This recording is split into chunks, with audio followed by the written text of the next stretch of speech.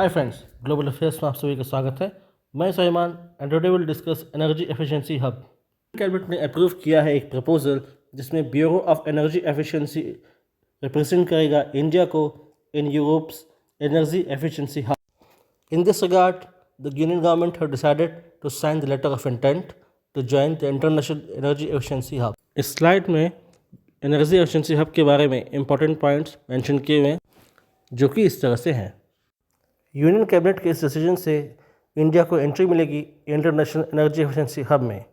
ये group 16 nation का एक ग्रुप है जो कि शेयर करता है स्ट्रेटेजिक प्रैक्टिसेस, इनोवेटिव सॉल्यूशंस, जैसा कि मिनिस्ट्री पावर ने अपने स्टेटमेंट में बताया है।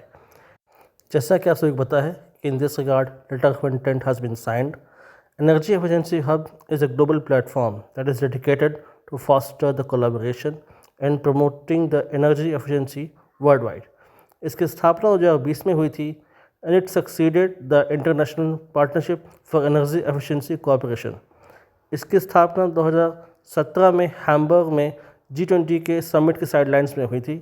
इसका सेक्रेटरीट है इंटरनेशनल एनर्जी एजेंसी पेरिस में। यहाँ पर बात की गई है लेटर ऑफ इंटेंट के बारे में, एक आशय पत्र के बारे में।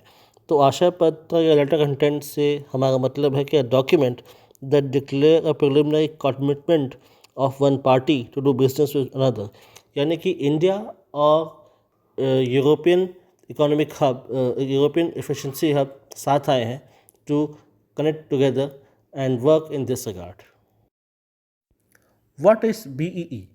अगर BEE यानी कि ब्यूरो ऑफ एनर्जी एफिशिएंसी की बात करें तो इसकी स्थापना हुई थी under energy conservation act 2001 with the primary objective of reducing energy intensity of Indian economy.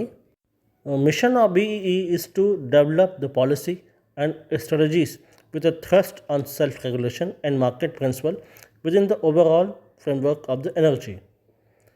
ये इम्प्रूव करता है एनर्जी इंटेंसिटी को और कंट्रीब्यूट करता है towards the sustainable development goals.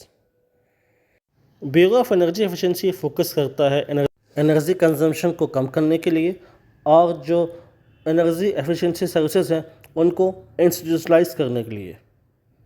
इसके अंडर इकोनॉमी के सभी सेक्टर में एनर्जी एफिशिएंसी को इम्प्रूव करने के लिए कोशिश की जाती है।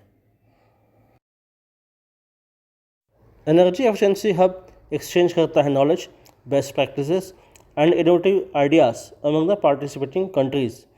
इंडिया की तरफ से जब BEE इसे रिप्रेजेंट करेगा तब एक ग्लोबल रीच इंडिया को मिलेगी।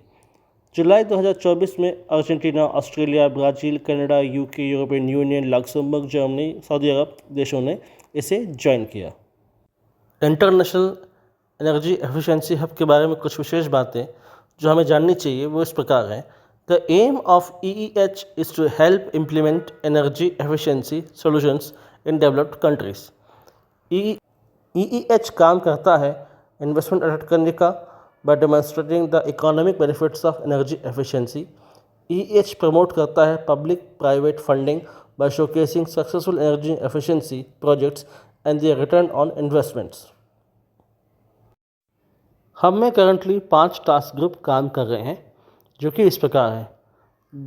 Digitalisation working group DWG, super efficient equipment and appliances deployment SEAD, energy efficiency in building EEB, energy management action network EMAC, और इसका सेक्रेटरीट है इंटरनेशनल एनर्जी एजेंसी पेरिस में। मेंबरशिप एक अपॉर्चुनिटी प्रोवाइड करती है governments को सीखने के लिए एक दूसरे से और ये जानने के लिए कि कैसे डिज़ाइन और इम्प्लीमेंट करें एनर्जी एफिशिएंट पॉलिसीज़ और प्रोग्राम्स। इसके मेंबरशिप का एक अपना ही महत्व है, अपना ही सिग्निफिकेंस है। हब एम्फसाइज करता है आपस में collaboration in international energy agency और दूसरे इंटरनेशनल ऑर्गेनाइजेशन के बीच। इंडिया के पार्टिसिपेशन से इसे ग्लोबल प्लेटफॉर्म मिलेगा जिससे मदद मिलेगी to accelerate the transition to low carbon economy and to improve energy security, यानी कि कार्बन फुटप्रिंट इंडिया का काफ़ी कम होगा जो कि समय की मांग है। बाय जॉइनिंग हब इंडिया को एक्सेस मिलेगा वास्ट नेटवर्क ऑफ एक्सपर्ट्स और रिसोर्सेज जहां हम इनेबल कर सकेंगे डोमेस्टिक एनर्जी एफिशिएंसी के इनिशिएटिव्स को और एनर्जी एफिशिएंसी में एक मेजर लीप फॉरवर्ड हम पा सकेंगे।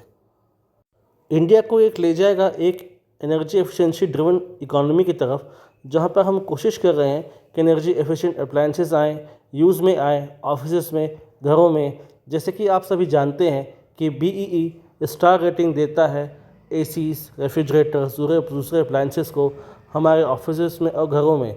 इसलिए BEE का ज्वाइन करना इंटरनेशनल एनर्जी एफिशिएंसी बहुत ज़रूरी है और इंडिया का ऐसे समय पर कदम उठाना बहुत समय की मांग थी कि हम ऐसी किसी ग्रुपिंग को ज्वाइन करें जहां पर हमारी रीच हमको मिले और इंडिया के एक्सपर्टाइज और इंटरनेशनल एक्सपर्टाइज मिलकर एक बेस्ट सोल्यूशन निकाल सके इंडिया को आने वाले समय में, जहां पर हम फोकस कर रहे हैं इंडिया को एक मेजर इकॉनमी बनाने के लिए, लेकिन एक ऐसी इकॉनमी जो कि वाइब्रेंट हो, एफिशिएंट हो एनर्जी के मामले में और दूसरे भी मेजर चैलेंजेस जो आने वाले समय में हमें फेस करने हैं। Thus, the time has come that both government, public and private sector should join hands and come together in the field of energy efficiency and to get a better solutions।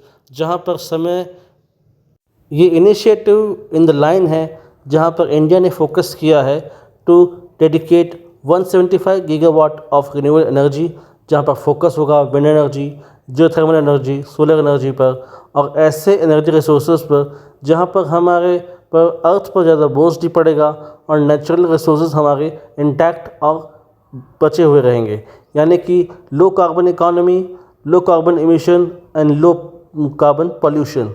Thus, time has come to focus more on such groupings and such initiative और हो सकता है कि आने वाले समय पर इसकी सबमिट हो और रेगुलर बेसिस पर यहाँ पर डिबेट और डिस्कशन हो और बेस्ट प्रैक्टिसेस हमें देखने को मिले और हम एक ऐसे इकोनॉमी की तरफ देखें जो कि वाइब्रेंट होगी, जहाँ पर एफिशिएंसी की बात होगी। और लास्ट में आप सभी के लिए मेरा एक सवाल है कि इंडियन इकोनॉमी की ranking according to 2024 energy efficiency ranking कौन सी है? 10th, 11th, 12th या 13th? Please do comment on your comment section about your answers. मुझे इंतज़ार रहेगा आपके जवाब का। और लास्ट ईयर इंडिया की रैंकिंग इस इंडेक्स में क्या थी? Thanks for watching. Till then keep watching. जय हिंद, जय भारत।